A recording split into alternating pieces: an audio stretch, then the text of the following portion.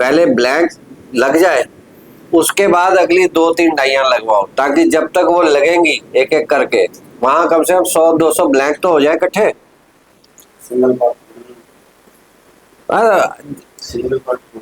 ये कोई काम आपका प्लांट हेड नहीं कराएगा, एचओडी नहीं कराएगा किसी भी डिपार्टमेंट का। ये जो लाइन पे है आप लोगों ने कराना है, ये लाइन का काम है यार, ये बड़ी बेसिक चीज है। उसमें क्या है कि हमारे एक सॉफ्टवेयर लगा हुआ है ऑफिस हैं? सॉफ्टवेयर लगा हुआ है ऑफिस सिस्टम। जैसे ही वो फूल लगेगी मशीन पे वो स्कैन कर देगा, वहाँ पे जो बंदा रखा हुआ है वो स्कैन करेगा। बंद करो, चाहे आप स्कैनर और लगाओ, चाहे आप कुछ भी करो, this practice should be stop. अभी तो एक ही मशीन देखी है मैंने। हाँ, और मैं बता रहा हूँ उसमें कोई बुरा मानने की बात नहीं है, मेरे लिए आसान है क्योंकि मैं चलते फिरते देख लिया। आप लोग वहां रहते हो, काम करवाते हो, आपकी अपने चैलेंजेस होंगे, आपकी अपनी प्रॉब्लम्स भी होंगी, लिमिटेशंस भी होंगी, वो मैं सब समझता हूँ, but at least let's begin, let's start, that's it, small. एक ऑब्जर्वेशन, ये सारी चीजों का एक ही निचोड़ है, ऑब्जर्वेशन एंड एक्शन। हम ऑब्जर्व करके भी नजरअंदाज करते हैं क्योंकि वो रूटीन है, आप इसमें रम चुके हो, इस काम में, इस एनवायरमेंट।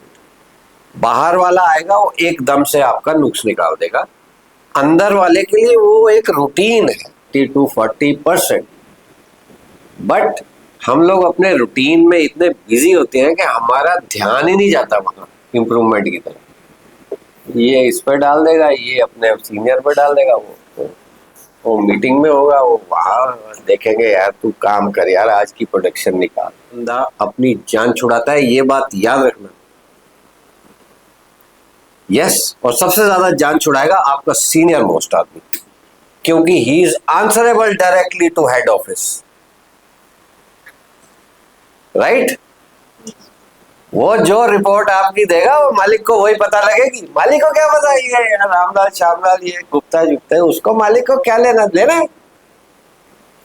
बताओ, ये विजय क्या कर रहा है?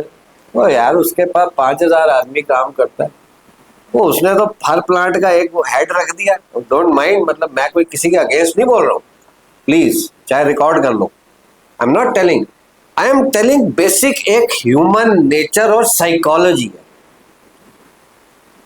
तो मुश्किल हर लेवल पे है, आपकी पावर नहीं है, इसकी पावर नहीं है कि मैं नई नई डाइस बनवा दे, है? ये सजेशन दे सकता है,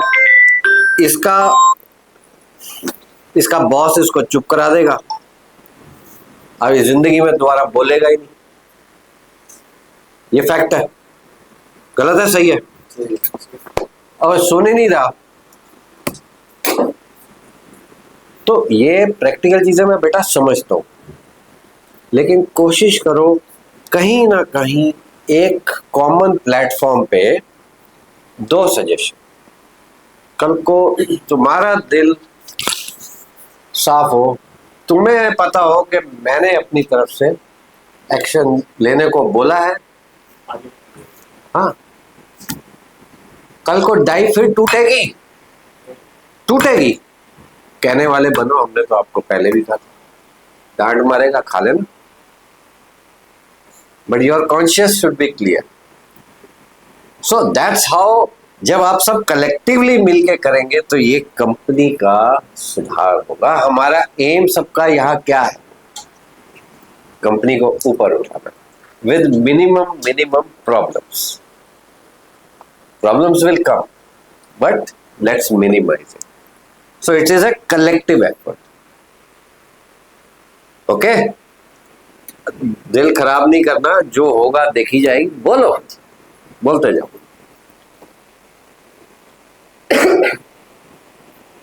हाँ चलो यार, मैं आज भी अपने वर्कर से गाइडेंस लेता हूँ।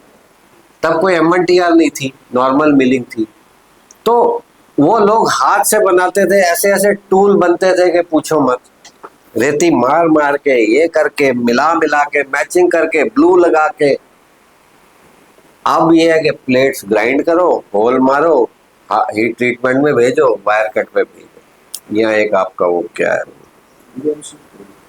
ईएमसी नहीं यार, वो कॉपर वाला जो गर्म करके, ईडीएम।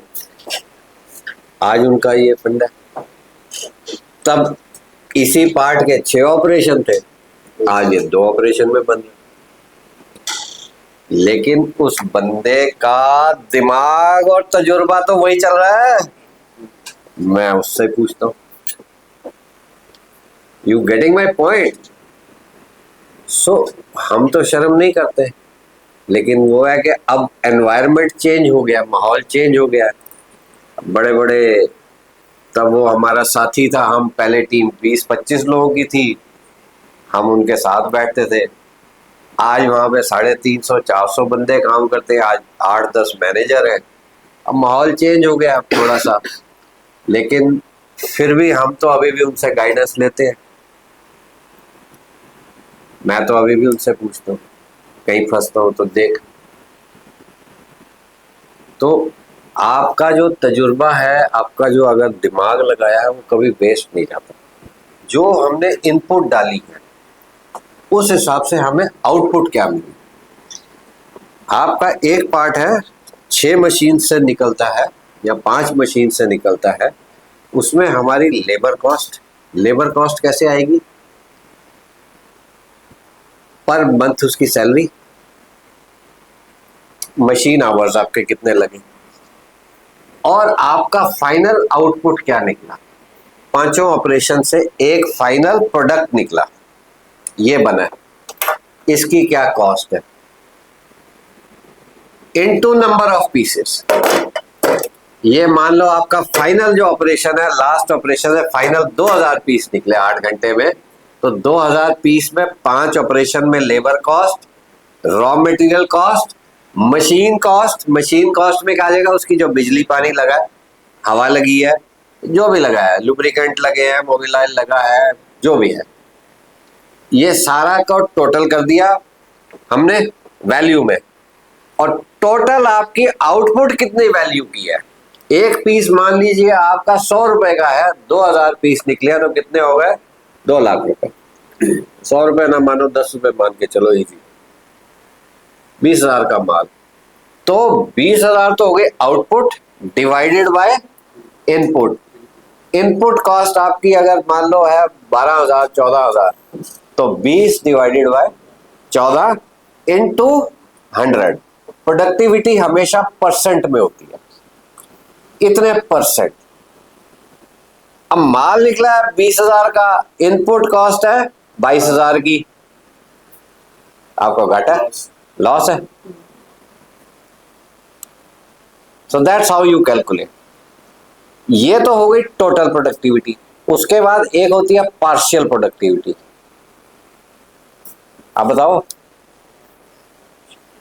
पता आपको मैंने उस दिन बहुत जोर लगाया था, आपको भी मैं बता रहा था, नाम भूल जाता हूं मैं। दिनेश। हाँ दिनेश, बताओ, जैसा भी आता है बताओ, कोई कुछ नहीं कहेगा, मैं तो बिल्कुल ही नहीं कहूंगा। टेल। पार्सल में जो एक साथ पार्ट हाँ, पार्सल जो एक साथ में पार्ट बनते निकलते हैं। नहीं, पार्शियल का होता है पार्ट, टोटल पूर्ण संपूर्ण। एक पार्शियल एक टूल, एक ऑपरेटर, एक मशीन। अभी आपके टोटल प्रोडक्टिविटी में क्या आ जाएगा, वो टोटल प्रोडक्टिविटी है, और पार्शियल में आपका machine wise, operator and machine. अच्छा, अब प्रोडक्टिविटी कितने तरह की होती है, ये तो कंबाइंड प्रोडक्टिविटी होगी। प्रोडक्टिविटी होती है लेबर प्रोडक्टिविटी, मशीन प्रोडक्टिविटी। हमारे कितने एम है, मैन, मशीन, मनी, मेथड, तो ठीक है। मनी में आपका कैपिटल, अभी ये साहब ने प्लांट बनाया है, साहब का कितना पैसा लगा है, हर साल आपका डेप्रिसिएशन होता है मशीनों की, बिल्डिंग की वैल्यू, मतलब अगर देखा जाए तो अकाउंट्स के हिसाब से डेप्रिशिएट होती है, कम होती है, तो वो कैपिटल अलग है वो। फिर आपके बिजली के बिल आ रहे हैं, आपके बैंकों के लोन है, इंटरेस्ट लग रहे हैं, बहुत कुछ है कैपिटल में। और हमारे नॉन मिसलेनियस आइटम्स बहुत है, नॉन प्रोडक्शन, पॉलिथीन आ रहा है, कोई ट्रे आ रही है, कोई लुब्रिकेंट आ रहे हैं, मतलब कितने ऐसी चीजें हैं। आपके टूल आ रहे हैं, टूल रूम के लिए ड्रिल आ रहे हैं, पंच आ रहे हैं, प्लेटें आ रही हैं डाई की, स्प्रिंग आ रहे हैं। ये रॉ मटेरियल में नहीं गिना जाएगा, ये प्रोडक्शन नहीं है बेसिकली, है कंज्यूमेबल्स हो गए या डायरेक्टली प्रोडक्शन से रिलेटेड नहीं है। तो ये सब का भी वैल्यू तो है ना, कंपनी का तो खर्चा हो रहा है, ठीक है कि नहीं। अभी जैसे लेबर प्रोडक्टिविटी में एक बंदा एक मशीन पे कितने पीस निकाल रहा है, मेरी दिहाड़ी 800 है और मैंने ये कितने पीस निकाले, वो मनी में नहीं आएगा। कितने पीस निकाले, 2000 पीस 8 घंटे में, वो मेरा एक मशीन का प्रोडक्टिविटी एक स्टैंडर्ड बन गया। और जैसे मैंने एफिशिएंसी क्या समझाया था, जो उस स्टैंडर्ड का बैरियर तोड़ेगा, या कम या ज्यादा, कम करेगा तो पकड़ा जाएगा क्योंकि हमारा एक स्टैंडर्ड बन गया, ज्यादा करेगा तो हमें बताए सारा ये, इसका मतलब ये निकाल सकता है, ये करो जरा आप। But I think we have to implement it in real sense, and it is everybody's responsibility.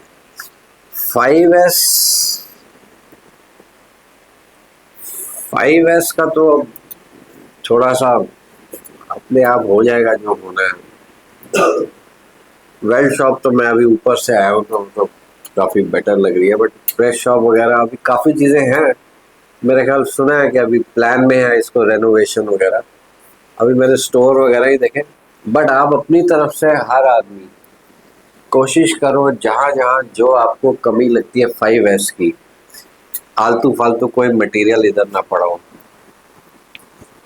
कोई वेस्टेज ना पड़ी हो, कोई भी किसी किस्म की वेस्टेज। और जो भाई साहब मैंने टाइम, कौन था वो आपको बोला था, टाइम स्टडी, मोशन स्टडी होती है।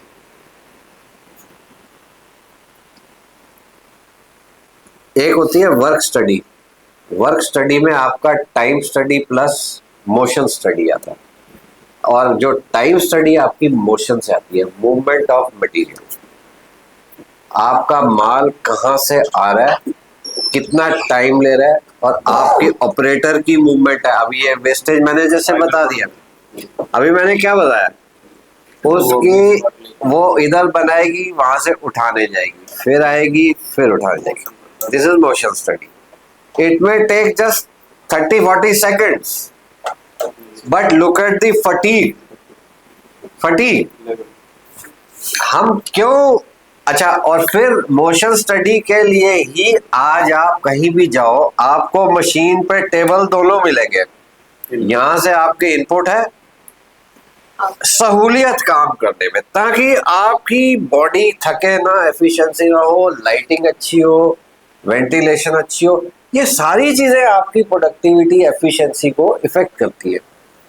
सो ये जो टाइम स्टडी मोशन स्टडी है, फिर कई बार क्या होता है, हमारा प्रैक्टिकली कई बार एक फ्लो नहीं चल पाता, भाई 20-20 टन की यहाँ है मशीन है, 100 टन की वहाँ है, वो हमारी उस लाइन में नहीं है, तो नेचुरली वो मूवमेंट देखनी है।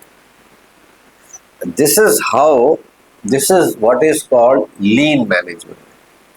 रिड्यूस, यू मे नॉट, आप एलिमिनेट नहीं कर सकते वेस्टेजेस। वेस्टेजेस क्या है, मटेरियल, रिजेक्शन, स्क्रैप, बिजली, पानी, हवा जैसे आपके लगती है, फिर आपकी ट्रांसपोर्टेशन, इन्वेंट्री, आपके जो मैन पावर, आदमी की भी तो वेस्ट है, दाई सेट नहीं हुई, वो बंदा आधा घंटा बैठा हुआ है, it is a waste, you have wasted 30 minutes.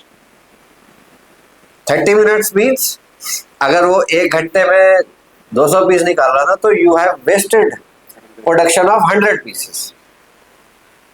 So any type of waste, वो आपने उस पर काम करना है।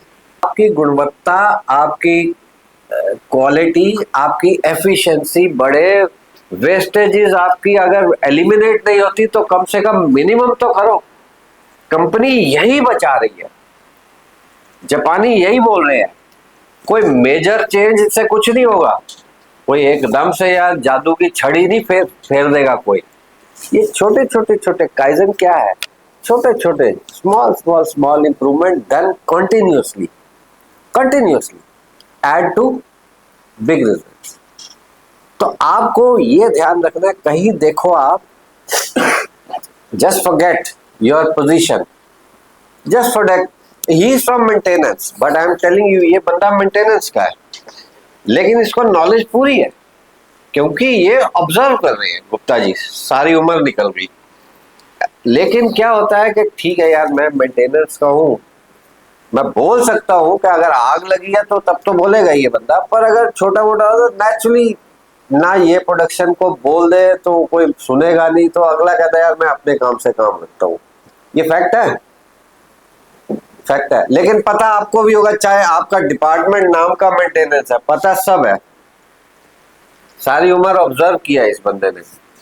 तो मैं यही कह रहा हूं कि जहां जितना हो सकता है ऑब्जर्व करो, रिपोर्ट करो, करते हो लेकिन नहीं करते, सुनते हो लेकिन अनसुना कर देते हो।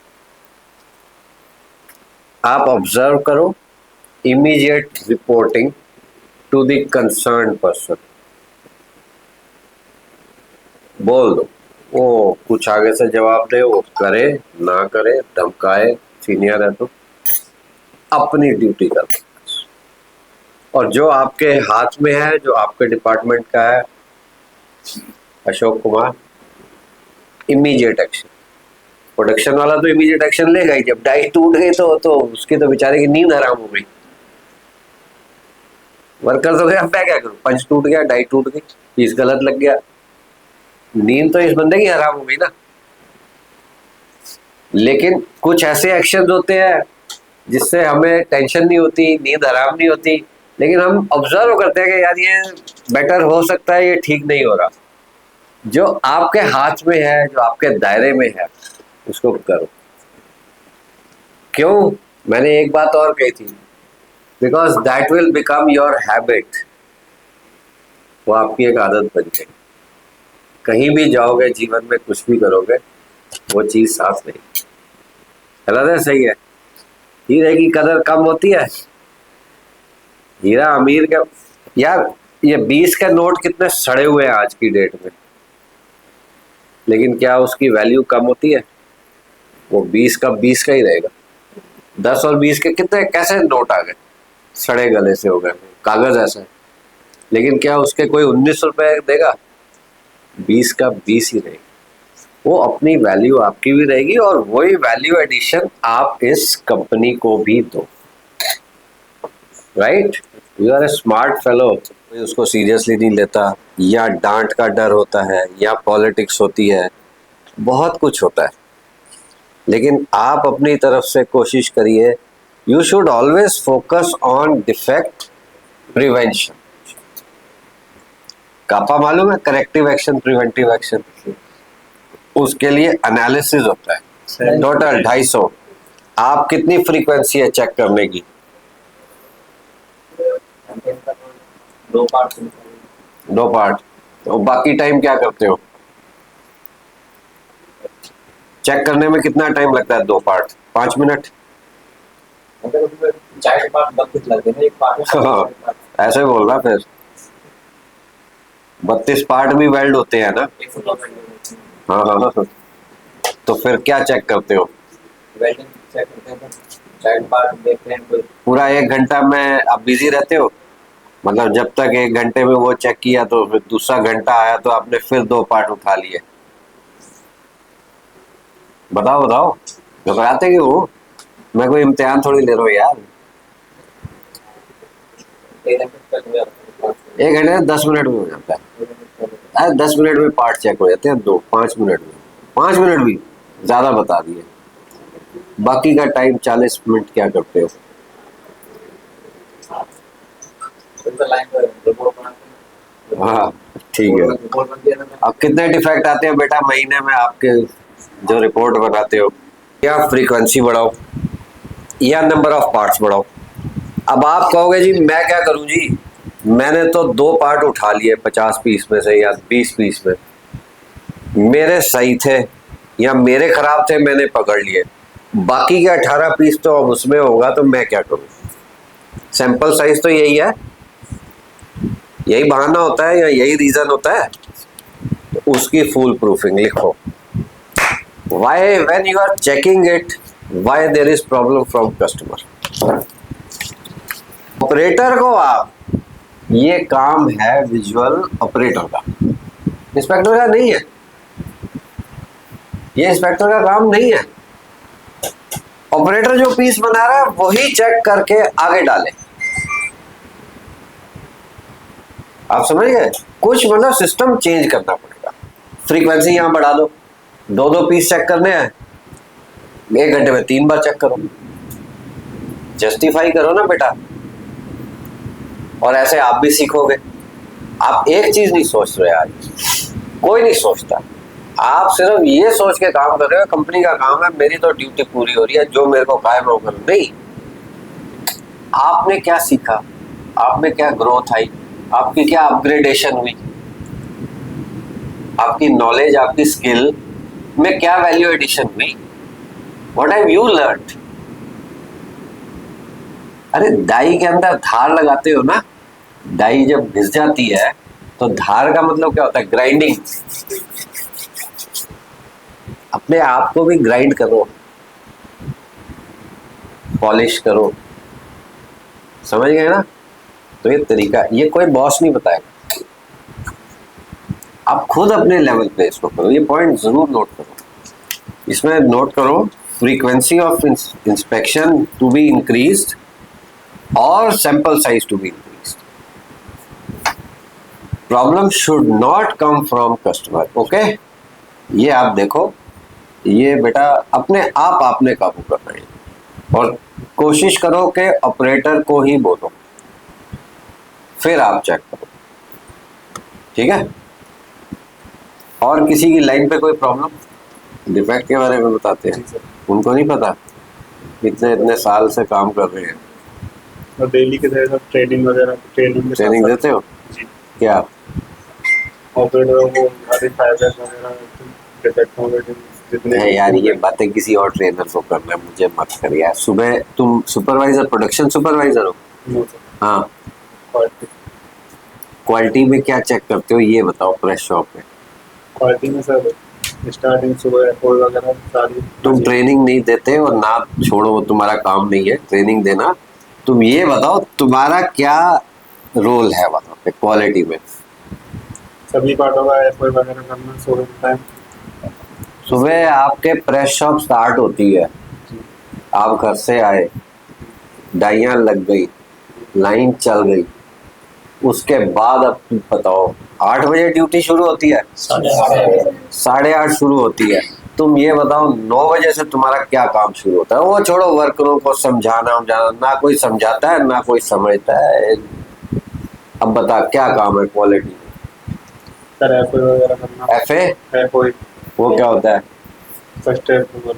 हाँ, first approval, first part of approval. वो एफपीए होता है, एफओए नहीं होता। फर्स्ट पार्ट अप्रूवल एफपीए होता है, एफओए बोलते हैं। अच्छा ओके, फर्स्ट पार्ट अप्रूवल हो गया, ठीक है। उसके बाद सारे पार्टों का ये आ गया ब्लैंक। पहले तो स्ट्रिप चली, ब्लैंक कट गए, उसमें क्या चेक करते हो? ब्लैंक में क्या चेक करते हो? ब्लैंक में सर लेंथ वगैरह उसकी दे दो दोनों। लेंथ तो वही रहेगी। अरे जितने इतने बाय इतने का पंच है डाई, वो तो डायमेंशन ब्लैंक में कभी चेंज हो ही नहीं सकती, अनलेस और अनटिल के वो स्टॉपर पे पट्टी चढ़ा के चला दे तो भी वो टेढ़ा कटेगा या खिंच जाएगा। मैंने बोला मेरा शीट मेटल का काम है, मैं 38 साल हो गए, मेरी अपनी फैक्ट्री है, तुम बिल्कुल आराम से साफ साफ बताओ, ये फंडे मेरे सारे क्लियर है। ब्लैंक में सिर्फ एक चीज चेक करते हैं, बाबरी बर, उसके बाद पंचिंग पे गया, फिर वहाँ क्या चेक करते हो? होल होल होल का डाया कैसे चेक करते हो? वर्नियर से? ये तो बड़ी खराब बात है। वर्नियर से डिजिटल वर्नियर से? अच्छा, अगर 2 होल है तो सीडी कैसे चेक करते हो? सीधे हाइट गेज से कर देते हाइट गेज से? वर्नियर से भी कर देते वर्नियर से नहीं, और कोई तरीका नहीं है। नोट कर यार, कितने पीस चेक करते हो? सर वैसे तो 1 घंटे वैसे 1 घंटे में करते हो? 5-5 पीस करते हो? कितने? पूरे मतलब हर घंटे का फ्रीक्वेंसी 1 घंटे की देते तो हर घंटे में हम पार्ट चेक करते हैं कितने? 5 पीस? 1 पीस वगैरह 1 पीस 1 घंटे में? और इन दी मीन टाइम 200 पीस जो निकल गए आगे, वो क्या होगा? सीडी कैसे चेक होता है? सर एक होल का डायरेक्ट चेक करेंगे उसका हाफ फाइव है उनका हाफ दोनों को वर्नियर लगा दिया और फिर उसके बाद 5 mm माइनस कर दिया। मैं तो घर का बंदा हूँ इनका, कंपनी वालों का, मैं तुम्हें पूरा नहीं बता सकता बेटा। अपने सिस्टम वे ऑफ वर्किंग सुधारो। अभी ये बंगा साहब नहीं आके देखेंगे, सीईओ नहीं देखेगा, ये बच्चों आपने करना। This is your responsibility. अब ये कभी किसी को मत बोलना कि हम सीडी वर्नियर से चेक करते हैं, वो जमाने कई साल पहले खत्म हो चुके हैं। वो ये चेक करता होगा वर्नियर से अपने स्टैंडर्ड रूम में, ये भी गेज से चेक करता होगा। है रिसीवर गेज, लाइट लाइट छोड़ो, ये बेकार है। फोकाई ओके पता है आपको क्या होता है? क्या कोई बताएगा? जी सर हाँ जी। अब प्रेस शॉप में कौन है प्रोडक्शन में? आप दोनों कौन से डिपार्टमेंट में हैं? 99 डिजाइन? अच्छा ओके, तुम टूल रूम से हो। और प्रेस शॉप में कौन है? ओका यूके होता है कि डाई में ही कोई ऐसा जुगाड़ करो कि डिफेक्ट आए ना, और अगर आए तो कम से कम अगले ऑपरेशन में पकड़ा जाए। तो वो करते हो? तो उसके लिए आपको हर उस पे एक ऑपरेशन के लिए छोटी सी गेज बनानी पड़ेगी।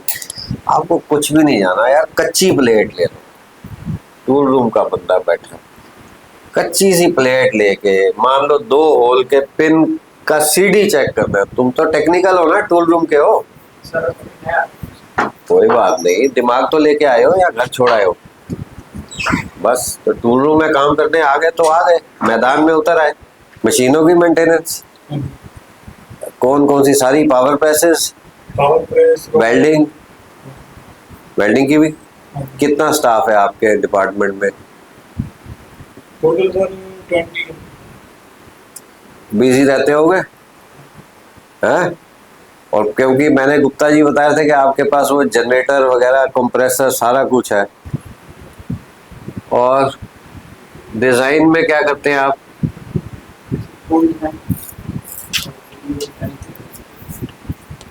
आप तो पुरानी कंपनी की शर्ट पहन के आए हो, तो प्लेन ड्रेस पहनो।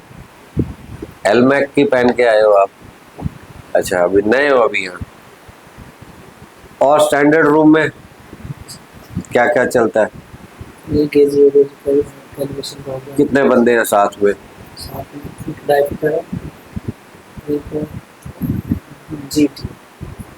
कैलिब्रेशन तो आप ही करते हो। और सीएमएम कौन चलाता है? तो वो लोग क्या करते हैं? और जो फिटर है?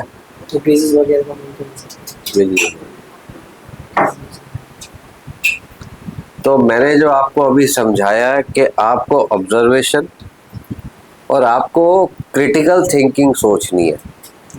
जो मैं हर एक को समझाता हूँ, ईश्वर ने हमें इंसान क्यों पैदा किया, हम जानवर क्यों नहीं बने।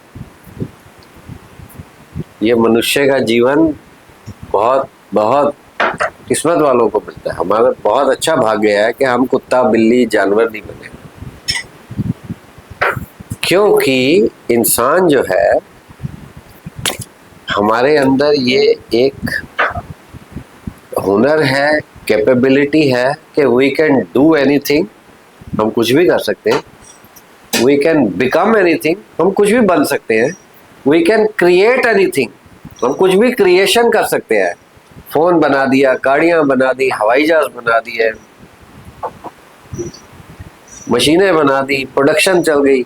कुत्ता चला सकता है फैक्ट्री, कुत्ता मशीन बना सकता है, गाय भैंस बना सकती है, इंसान ही बनाता है ना। क्यों? क्योंकि ईश्वर ने हमें एक जो माइंड दिया है वो क्रिटिकल थिंकिंग वाला माइंड है, एनालिटिकल माइंड है। समझ में आया? जिसका हम इस्तेमाल 2% भी नहीं करते। तो सोचो, जो जिसने कोई इन्वेंशन की होगी, पहली गाड़ी बनाई होगी या हवाई जहाज, उसका दिमाग कितना चला है। हम इससे कोई और एडिशनल काम ले सकते हैं।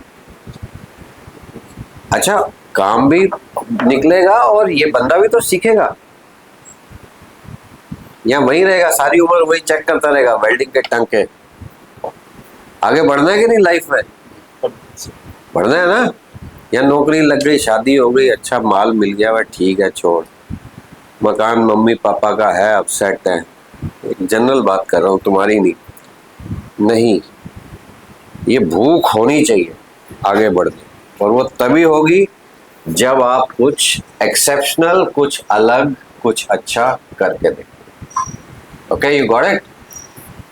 36 months into 52 weeks into 6 days.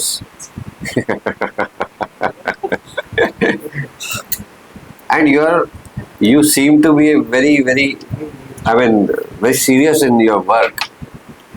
Yes, yeah, I'm serious. You have heard about productivity? Just एक थोड़ा सा कोशिश करो, कुछ भी बोलो, कुछ भी, जस्ट ट्राई। कोई काम हम मतलब जो काम हमें दिया गया है, हाँ, उसको हमने कितना % तक हमारा वो आउटपुट आई है। देखो, पता होता है, कोशिश नहीं करते। हाँ, और एफिशिएंसी भी होती है। एफिशिएंसी थोड़ा अलग है प्रोडक्टिविटी से, ठीक है? समझ में आता है? प्रोडक्टिविटी वर्ड यूज किया सुना है कभी? है? प्रोडक्टिविटी क्या है? रेशियो है। जो आपने इनपुट दी, इनपुट क्या है? आपके resources, man power, labour, machine, material, money. उस इनपुट से आपकी क्या आउटपुट निकल रही है, उसका रेशियो है। समझ में आया? This is called productivity, the ratio of input and output. We calculate productivity always in percentage. हम प्रोडक्टिविटी को परसेंट में कैलकुलेट करते हैं। हमारी प्रोडक्टिविटी 90% है, 100% है, 110% है, 150% भी आती है। कम है, ज़्यादा है, ठीक है। तो जैसे आपने एक ऑपरेटर की, मैंने बोला है मैन पावर, मैन, हमारे एम पता है आपको? Man, machine, material, money, method, ठीक है?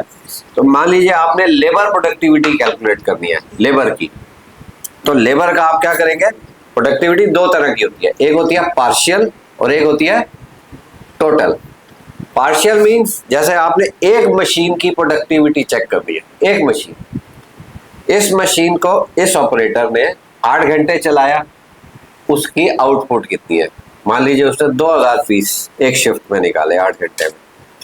तो आप उसको जो है, हम कई बार उसको क्या है कि मॉनेटरी, मतलब लागत, हमारे कितना पैसा लगा, मतलब 8 घंटे उसके लगे, उसका 1 घंटा, मान लीजिए उसके एक दिहाड़ी जो है 8 घंटे की, सपोज 800 रुपये है, तो 1 घंटे का कितना हो गया? 100 रुपया। तो 800 रुपए की लेबर लगी, 8 घंटे लगे, और आपके पीस कितने निकले? 2000। अब एक पीस है मान लीजिए आपका 10 रुपए,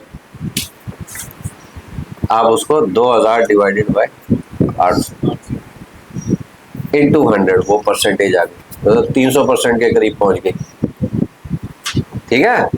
और टोटल प्रोडक्टिविटी क्या, आपकी पूरी लाइन चल रही है, कितनी मशीन्स है, कितने वर्कर हैं, और टोटल जो लास्ट में आउटपुट निकली उसकी क्या वैल्यू है। तो ये इस तरह से हम कैलकुलेट करते हैं मटेरियल की, कितने का मटेरियल लगा। आपने ये 6 ऑपरेशन है, 6 ऑपरेशन में आपने 2000 पीस फाइनल किया हर मशीन से, 6 ऑपरेशन, 6 मशीनें, 6 ऑपरेटर, तो टोटल हम देखेंगे। मटेरियल प्रोडक्टिविटी निकालनी है तो मटेरियल कितने का लगा, और हमारे जो फाइनल आउटपुट निकली उसकी वैल्यू क्या है, कितने का माल निकला भाई। अब पता लगा माल तो निकलना चाहिए था 5000 पीस और निकले हैं हमारे 4000 पीस, कम हो गई ना। अच्छा, ऐसे ही एफिशिएंसी, एफिशिएंसी हमेशा पर्सन टू पर्सन होती है, इंडिविजुअल। क्या होती है, क्या होती है, आप बताओ, मैंने समझाया था। एफिशिएंसी आपने बताया था कि कोई ऑपरेटर है हाँ, जो कि उनका टारगेट सेट है कि 2000 पार्ट बनाना हाँ, एक हमने स्टैंडर्ड बना लिया, एक मानक बना लिया कि 2000 पार्ट का निकल जाएगा एज अ साइकिल टायर जो एक फोटो ले लो सामने जाके, ले ले ले ले, वही है। किसी का फोन ले ले या तू अपने फोन से ले ले, ठीक है ना। अच्छा, ठीक है। धीरे बोलना, वो सामने कैमरा ऑन है, ये स्पीकर भी लगा। हाँ, बाद में वही है कि दूसरा कोई ऑपरेटर है वो कि 1980 पीस या फिर 2020 पीस बना रहा है कि स्टैंडर्ड से जो डाइवर्ट होगा वो बढ़िया स्टैंडर्ड। तो एक उसका वो एफिशिएंसी माना जाएगा तो अभी मान लीजिए आपका वेल्ड शॉप है, आपको पता है मेरी स्पॉट वेल्डिंग या मिग वेल्डिंग में 8 घंटे में वो कितने पीस बनाता है, एक स्टैंडर्ड बन गया कि ये रोज के 500 पीस बना रहा है। प्रेस है, पावर प्रेस है, अब ब्लैंक है, आपको पता है ये 4-5 हजार ब्लैंक काटता है 8 घंटे में, जितने भी पंचिंग में इतने, एक स्टैंडर्ड बन गया। अब ये क्या होगा कि वो जो ऑपरेटर वहां बना रहा है उसकी जगह कल को दूसरा ऑपरेटर बिठाया, हमें पता है कि इसमें 8 घंटे में 500 पीस बनते हैं, दूसरे ऑपरेटर ने अगर तो 490 बना दिए तो हम उसको पकड़ लेंगे, भाई तेरी एफिशिएंसी कम है। जब ये बंदा 500 बना रहा है तो तूने 490 क्यों बनाए, और अगर ये 500 की जगह 510 बना गया तो तुम्हें पकड़ेंगे कि अरे तू तो इतने टाइम से 500 बना रहा है, इस या तो 510 भी बन सकते हैं, वो बंदा 10 फालतू कैसे बना गया। Comparison, this is efficiency person to person, हर पर्सन की हमारी अपनी एफिशिएंसी है, मेरी अपनी एफिशिएंसी है। यार और ला देगा एक और जल्दी, हमारे सबकी अपनी एफिशिएंसी भी है। यस, इसकी अपनी एफिशिएंसी है, तुम्हारी अपनी एफिशिएंसी है। ये छोटी छोटी चीजें हैं बेटा, देखो यहाँ पता सबको है आपके डिपार्टमेंट, लेकिन क्या है कि जब एक रनिंग फैक्ट्री इंडस्ट्री होती है ना तो हर एक के पास बहुत लोड होता है, बहुत प्रेशर होता है। शायद मैं भी अपनी कंपनी में जब जाता हूँ तो मैं भी नहीं ये सब इतना बता पाता, अब टाइम भी नहीं होता, यहाँ आके तो समझा रहा हूँ। तो वो मैं समझ रहा हूँ जहाँ एक रूटीन में चल जाता है वो सिस्टम एक रूटीन बन जाता है, पर हमारा फोकस ये होना चाहिए निरंतर सुधार। और 3 चीजें सबसे जरूरी है किसी भी इंडस्ट्री की ग्रोथ के लिए, CQD, cost, quality, delivery. Companies आजकल बहुत प्रॉब्लम में है फाइनेंशियली, कितनी भी बड़ी कंपनी हो, खास करके जैसे अभी वेजेस आ गए। अब देखो ना, पर हेड आपका 6000 से 8000 रुपए बढ़ गए वेज बिल, तो कितना प्रेशर है। कंपनी की सेल उतनी है, कंपनी की इनकम उतनी है, आपका कस्टमर आपके सेल प्राइस नहीं बढ़ाता, कस्टमर आपको फालतू एक पैसा प्रॉफिट नहीं बढ़ाता, तो कंपनीज कहां से कॉस्ट सेविंग करे, कहां बचाए। अब वर्कर को भी देने हैं, अब वर्कर भी अपनी जगह सच्चा है यार, महंगाई है, सब कुछ है, और उसे भी पैसे चाहिए ना। देखो सर्वाइवल तो सबका है, लेकिन वो ठीक है, ह्यूमन टच है, कंपनीज ख्याल रखती है, बट उनके ऊपर प्रेशर कितना है। उनके प्रॉफिट तो उतने ही है, उनकी तो प्राइसेस बढ़ नहीं रही। तो ये सब चीजें करने से हम अपनी वेस्टेजेस को मिनिमाइज करें। क्या करें? मेरी बात ध्यान से सुनना, मिनिमाइज, कम से कम। तो जैसे बेटा मैंने आपको बताया, हमें ध्यान देना है कंपनीज को प्रॉफिटेबल बनाना है। देखो कंपनी की तरक्की होगी तो हमारी भी तरक्की होगी नेचुरली। कंपनी ग्रो करेगी, हम भी ग्रो करेंगे ना। तो हमारी जिम्मेदारी है कि हर ऑपरेशन में, हर स्टेज पे मैक्सिमम आउटपुट दे। हम लेबर बढ़ा नहीं सकते, हम मशीन्स बढ़ा नहीं सकते, तो जो हमारे पास ऑलरेडी इनपुट्स हैं, जो ऑलरेडी रिसोर्सेज हैं, रिसोर्सेज पता है भाई, जितना हमारे पास मशीनें हैं, जितनी मैन पावर है, जो भी इनपुट है, तो उसमें हम ज्यादा से ज्यादा प्रोडक्शन कैसे ले, कॉस्ट एफिशिएंट कैसे हो, अपनी वेस्टेजेस को कम करें। क्वालिटी है, स्क्रैप, रीवर्क। मैं तो कहता हूँ इंस्पेक्शन भी जो है, inspection is also a overhead. Yes, you go to Japan, you go to US, you go to Germany, inspector है ही नहीं वहां। इंस्पेक्शन सिस्टम तो ऐसा उन्होंने फुल प्रूफ टूल्स बना दी है कि आप वो ऑपरेटर ही इंस्पेक्टर है। आप ये पुराने फंडे हैं कि मैं हर 1 घंटे बाद 5 पीस 2 पीस चेक करता हूं। अरे 1 घंटे में उससे 100 पीस निकाले, 50 निकाले, तुमने तो 2 ही किए ना चेक। तो बाकी 80 90 और बाकी जो होगा उनमें डिफेक्ट होगा तो कहां पकड़ा जाएगा? पीडीआई में भी वो एक सैंपल साइज लेता है। तो this is not a full proof method. इसीलिए आपकी कस्टमर एंड पे प्रॉब्लम आती है। मारुति में 6-7 प्रॉब्लम इसकी आती है, 6-7 स्पॉट की आती है। क्यों आती है? पीपीएम तो अच्छी कंपनी का 0 पहुंच गया, माइनस पहुंच गया। देखो इस बात पे थोड़ा आपको फोकस करना है। ये हम सब की जिम्मेदारी है, हम कहाँ पे कॉस्ट सेविंग कर सकते हैं। तुम अभी एक कंपनी कौन सी एलमेक्स छोड़ के आए, शीट मेटल की, क्या किया क्यूएमएस में तुमने? स्टार्टिंग में तो रिजेक्शन वगैरह एंट्री करती थी, देन अब क्यूएमएस की जो भी मीटिंग्स हमारी होती है, क्यूआरएम और एमआरएम जो होती है, वो सारा डेटा बनाना और उसके साथ इंटरनल ऑडिट प्रोसेस और लिखनी होती है, ये सारी। आपको पता है आज की डेट में बहुत सारे, मेरे को कई बार ऐसा लगता है जो मैंने प्लांट हेड या सीनियर बंदे मेरे पुराने रखे हुए वो सब वेस्ट हो रहे हैं। सच बता रहा हूँ, मेरे पास 70-80 पावर प्रेसेस हैं, वेल्डिंग वेल्डिंग का काम है। मैं बहुत कम बैठता हूँ, 2 घंटे सुबह 2-3 घंटे दोपहर को सेट किया हुआ है। अब मेरे को कई बार लगता है मैं इनको 1.5 लाख रुपए ऐसे ही दे रहा हूँ यार। मेरी कंपनी मेरे एक्चुअली वर्कर चला रहे, मैं आपको आज सच बात, सुपरवाइजर चला रहे। अब मैं कोई डिग्री विग्री नहीं देखता, मेहनत करने वाला हो, सीखने की लगन हो, सब सीख। डिग्री होल्डर, तुम डिग्री करके आए तो क्या सीख के आए थे? डिग्री में तुम्हें 1 ईयर भी नहीं पढ़ना आता। मैं खुद engineer. You learn only by working. आप काम करके ही सीखते हो। मेंटेनेंस सीख के आए थे? नहीं ना, काम करके सीखा ना।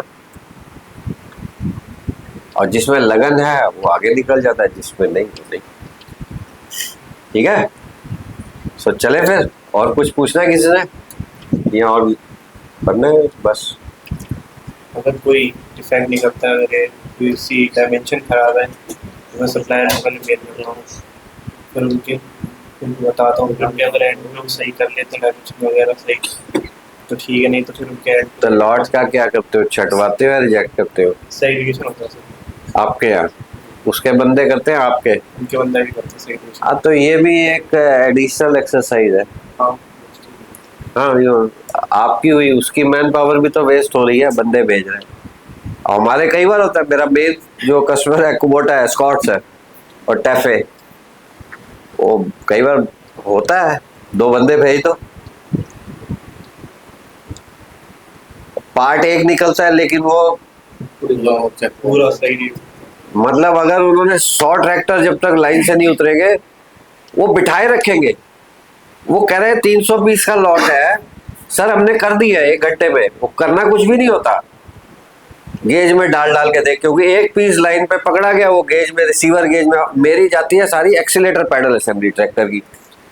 अब वो कहीं एक असेंबली चली गई, वो फिटमेंट में प्रॉब्लम आई, सारा उन्होंने कहा बुलाओ। अब वो रिसीवर गेज में डाल डाल के चेक किया और आधे घंटे में 100 पीस चेक कर लिए, तनख्वाह मिलती रहेगी, यूटिलाइज कहीं और। करेक्ट। और make a full proof system के चेक करना ही ना पड़े, या करना पड़े तो ऐसा फुल प्रूफ सिस्टम हो कि कोई डिफेक्ट यहां से कस्टमर तक ना जाए। वही बात है ना, या किसी सीनियर आदमी को बोलूंगा उसका ईगो हर्ट होगा, साला हमें बताने आया है यहाँ पे, क्योंकि उनको लगता है कि उनको ये लगता है कि इनडायरेक्टली उन पे बात आती है कि हमसे हम नहीं करवा पा रहे हैं। समझ गए ना? You getting my point? Ego hurt होता है। आपने बोला कि ऑपरेटर ही इंस्पेक्टर हैं, और उस टाइप से अगर पकड़े तो यहाँ पे मान लीजिए 80% से 90% प्रॉब्लम रिसॉल्व हो सकता है ना। हाँ बेटा ठीक है, हमारे यहाँ का रिजेक्शन ऐसे मिलता है। आप उसमें एक बात बता रहा हूँ, सुनो, बहुत तरीके होते हैं। सुनो सुनो सुनो, आपके यहाँ प्रोडक्शन मैनेजर या सीनियर मैनेजर या जीएम या प्लांट हेड वो नहीं बता पाएगा, क्योंकि उनके पास टाइम नहीं है यार। वो उनका अपना इतना बिजी रहते हैं, मीटिंग्स हैं, हेड ऑफिस कॉर्पोरेट ऑफिस का है, प्रोजेक्ट्स हैं। हो सकता है ये आ जाए कल, राहुल सर आप ऐसे क्यों कर रहे हैं? हाँ यार हमारे दिमाग में नहीं आया, हमारे पास टाइम ही नहीं। तो for me it is easier to tell you, आप 27,000 30,000 के बंदे की सेवाएं कहीं और लीजिए। आप ऑपरेटर को, थैंक यू बेटा, आप ऑपरेटर को 500,000 रुपए इंसेंटिव दे दीजिए। आप इंसेंटिव दीजिए कि तू विजुअल चेक करेगा, अगर तेरा डिफेक्ट एक भी नहीं मिलता तो हर महीने तेरे को 1,000 रुपए इंसेंटिव मिलेगा। ये है लाला प्लस इंजीनियर वाली बात। इंजीनियरिंग का भी काम हो गया, इंस्पेक्शन हो गई, वर्कर भी खुश हो गया, 1,000 रुपए दे दिए। तो you have to be very smart in your working, have any problem and let's utilize them. ये मतलब हम इनको बहुत अच्छी अच्छी जगह यूज कर सकते हैं, ठीक है कि नहीं? आगे बढ़ना है ना, तरक्की करनी है ना, हाँ तो बस ठीक है। तो कोई तरीका ढूंढो और अपना ऑपरेटर से ही आप करवाइए। Operator should be the first stage inspector. और कुछ किसी का तुम बताओ राहुल, और कहीं कुछ उनको प्रॉब्लम आ रही? उसी पे इम्प्रूवमेंट करने की जरूरत है। बेसिक अगर सही रहेगा तो कोई, जैसे आपने बोला कि जापानीज लोग बेसिक चीजें पे ही काम करते हैं और इम्प्रूव करते हैं। हाँ, उनके हाई फाई फंडे है ही नहीं। सेम वही चीज है हमारे पास, मटेरियल हैंडलिंग की वजह से रिजेक्शन या आउट पार्ट मारते हैं जो ऑपरेटर इंस्पेक्टर, जिनको देखो नहीं है बेटा, ऐसा है, ये पार्ट आउट आना ये सब खत्म हो गए शीट मेटल इंडस्ट्री में। एक्चुअली डाई टूटना, पार्ट आउट आना, पिन पे चढ़ा देना, तो ये ऑपरेटर की या आप लोगों की गलती नहीं है। कुछ ना कुछ ऐसी चीज टूल में ही किया जाए कि गलती से गलती ना हो। टूल के अलावा हाँ, वो थोड़ा सा अभी देखो, पहले जो लोग चला गए प्लांट, ये पता नहीं कैसे चला गए, क्योंकि देखो जो सीनियर मैनेजमेंट है उनको तो सिर्फ ये है कि हाँ, हमारे सीनियर मैनेजमेंट की जो ध्यान रहता है वो ग्रोथ की तरफ रहता है। हर साल हमने बिजनेस ग्रो करना है, वो डे टू डे फंक्शनिंग में इंटरफेयर नहीं करते। उन्होंने क्यों रखा होता है इतने बड़ा मतलब प्लांट हेड है, मैनेजर्स हैं, कितने सारे मैनेजर रखे हुए हैं, है ना? तो they have people working for them. हाँ, आई थिंक जापानीज सिस्टम के हिसाब से आपको ये है, operator should be the inspector, preventive action पे ध्यान दो। और कौन सा डिपार्टमेंट है यहाँ तुम्हारे को कोई स्टैंडर्ड रूम में? आपका कौन सा है? वेल्स ऑफ सर, वेल्स ऑफ प्रोडक्शन। आप प्रोडक्शन देखते हो? टीचिंग के लिए यार सारी कहानी यहाँ तो बिल्डिंग की हो रही है। टीचिंग। तुम यार इंस्पेक्टर से करो, ओ उससे ऑपरेटर से ही करवाओ। हमारे यहाँ सब 90% ऑपरेटर ही पकड़ लेता है डिफेक्ट हो गया। तो तुम इनकी और पोल पट्टी खोल रहे हो। 10% में भी एक एक घंटे में 2-2 पीस चेक करते हैं और फिर भी आपका वहां पकड़ा जाता है। 90% आपका ऑपरेटर कर रहा है, 1 घंटे में वो 2 पीस कर रहा है और फिर भी आपके कस्टमर के पास मैं कहता हूँ 6 भी कंप्लेंट क्यों आई महीने में? सर ये 100% कराते हमारे 6 कंप्लेंट आती है बोल रहे वेल्डिंग की, 5-6 आती है ना हर महीने। अभी बोला है हर महीने मतलब आपकी- प्रति महीने पर 4-5 सपोर्ट 4-5 भी क्यों आती है? सपोर्ट में तो आती नहीं इतनी सर, कभी कब आती है, कभी भी क्यों आती है? कभी कोई बाईपास कर देता है। अब यार वो जमाने गए ना अभी कंप्लेंट के। अब किस में आती है 5-6 प्रॉब्लम? मिग में आती है। क्या है?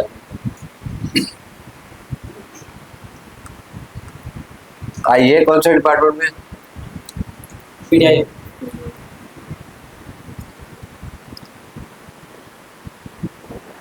रोजगार दिया है तो दिया रहने दो, रोजगार दो।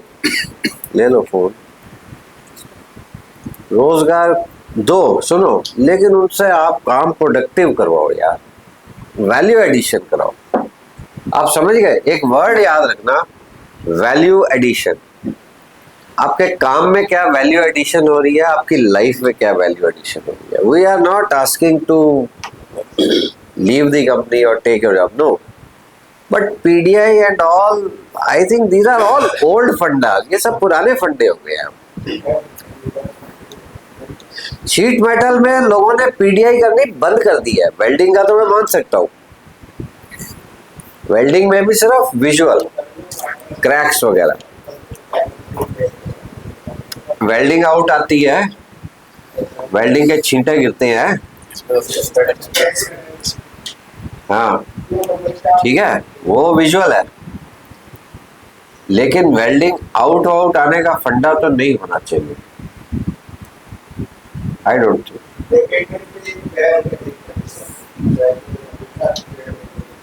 और शीट मेटल में तो पीडीआई सिस्टम ऑलमोस्ट खत्म हो चुका है। असेंबली है तो वो मैं मान सकता हूँ, और असेंबली में भी गेजेस हैं आपके पास, फिटमेंट गेजेस, रिसीवर गेजेस, ठीक है। I think you are focusing more on prevention पे, आप नहीं काम कर रहे, डिफेक्ट प्रिवेंशन, आप डिफेक्ट डिटेक्शन पे काम कर रहे हैं। This is a very very old fundamental, very old fundamental, and I hope my voice goes to the top and they don't mind.